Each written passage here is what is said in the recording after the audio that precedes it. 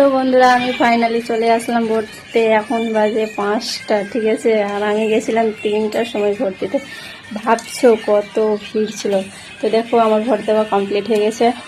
আর তোমরা কে কখন কয়টার সময় ভর্তি এসো আর দেখতেই পাচ্ছ ঘুমে একেবারে এখন এই মাত্র ভর্তি আসলাম। আবার বেলাইন দিয়েছে, বাচ্চা মানে কোলে বাচ্চা ছিল, কাজ ছিল, তার জন্য নাহলে আরও দেরি হতো। দেখো কত ভিড়। দেখো বয়ে বয়ে ভিডিও করছিলাম মানে বাইরে থেকে একটু দূরেই। দেখতে পাচ্ছি এটা মেয়েদের লাইন আর এদিকে ছেলেদের লাইন। আর ভিতর থেকে বাইরে এসে ভিডিও করলাম। আর দেখো এখানে ঘিয়া কালার শার্ট পরেছিল, ওটা আমার বর। আমি ভাবছি কেউ কিছু বলবে নাকি, তাইলে মানে এমনভাবে ফোনটা ধরে ভিডিও করলাম যেন যাতে কেউ বুঝতে না পারে। দেখতে পাচ্ছি মানে এটি ভোট দিয়ে এসে বাইরের একটি ছবি করেছি।